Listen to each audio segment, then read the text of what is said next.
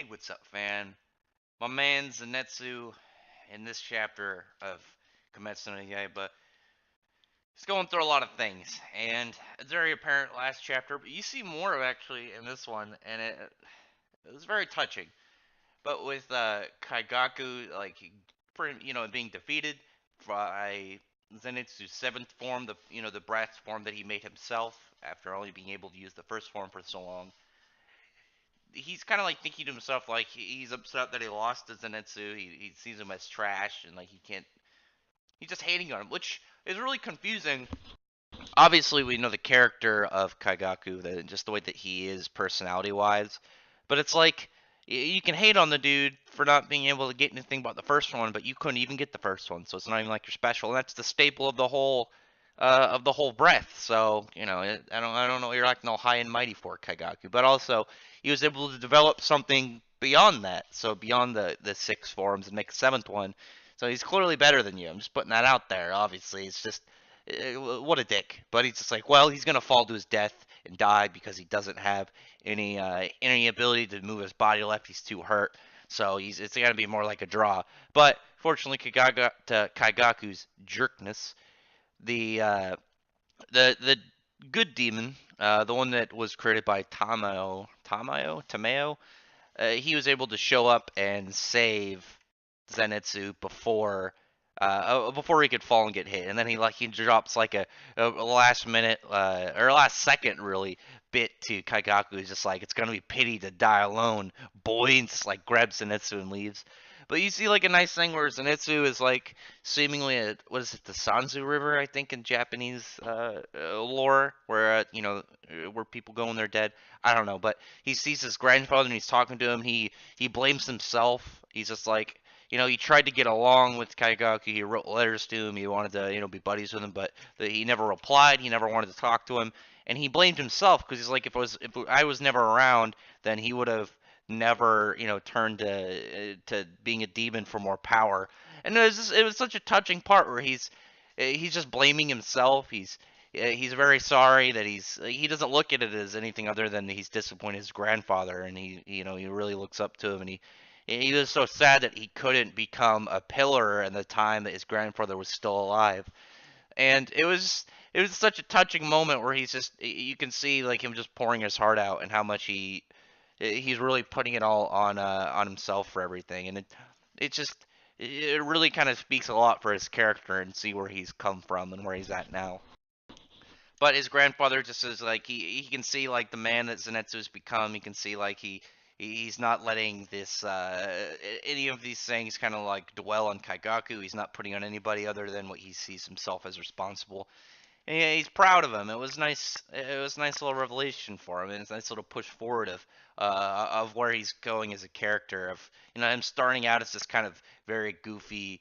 He cries a good amount. He gets kind of clowned on a little bit, but at the same time, he was very useful, very confident in his, to a degree, in his abilities. But he wasn't as well rounded as he's been in these last couple chapters, and how exactly everything with Kaigaku turning into a demon and his grandfather killing himself, that's really pushed him forward as a character. And I thought that's been, though through sad means, good for his character itself. But you actually saw a lot also with I forgot the guy's name, but the guy who was turned into a demon by Tamayo, where other than the demons created by Muzan and the just kind of like the Muzan branches, that she's the only one that really has been able to just turn someone into a demon through the means that Muzan is used to, which is really interesting because so he's pretty much like a unique one of his kind, and though other people they get this weird kind of like feeling around him, they don't know he's a demon, and he does his best to keep his eyes under control so he doesn't reveal that, and he just wants to he just wants to kind of like help and do what he can. But what was really also interesting, kind of like leading up to it, because it was just like, yeah, you get a really nice bit of the Zenitsu. You saw some stuff with the other guy who, unfortunately, I can't remember his name off the top of my head. And then when it got back to Tanjiro, you see this like big heavy fist bring down and like crack through these different floors in there, the weird dimensional house. And who I thought it was, and who it turned out to be with Akaza, which definitely going to be pretty intense. Just because I thought about it for a second, it was like, okay, cool, this guy's shown up. But then I remembered, obviously, he's the one that killed Rengoku, and Tanjiro clearly has some harbored feelings against him. So we're going to get to see a rematch between them, which is going to be pretty intense.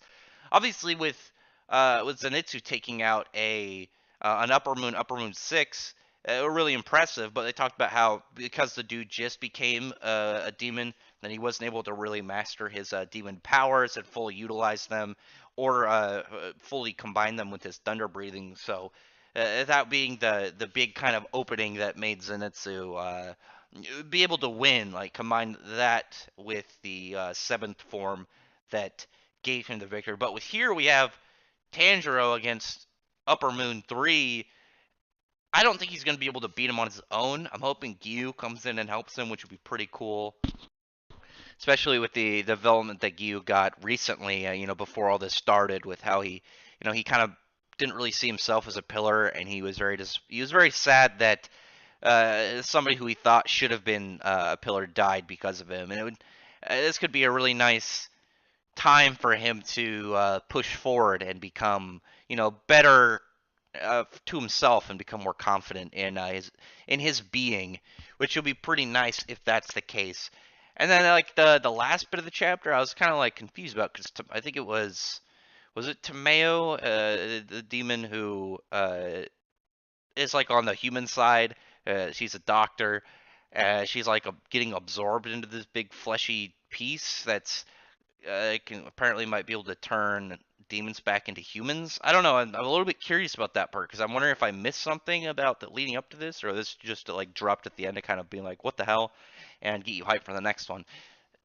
People need to pick up Kimetsu no Yaiba. Kimetsu no Yaiba definitely is one of my favorite manga each week. Like I get more excited about this than most things. Like really, when it comes down to it, I mean, I can't really use Fairy Tail because it's every 2 weeks, but obviously, like Eden Zero, Black Clover, Gambler's Parade, and Kimetsu no Yaiba are like really, really been exciting for me. Like I've been really liking reading them every week, and I've had a lot of fun going through this arc, especially like just the way it kind of like that quick transition from like it just seemed like a really comfortable like training arc and like character development arc, and then it just turned into this big like chaotic like spree of battles, and I think that was pretty interesting and pretty fun. Where I think it's been handled a lot better than a lot of other series that kind of have that like surprise invasion.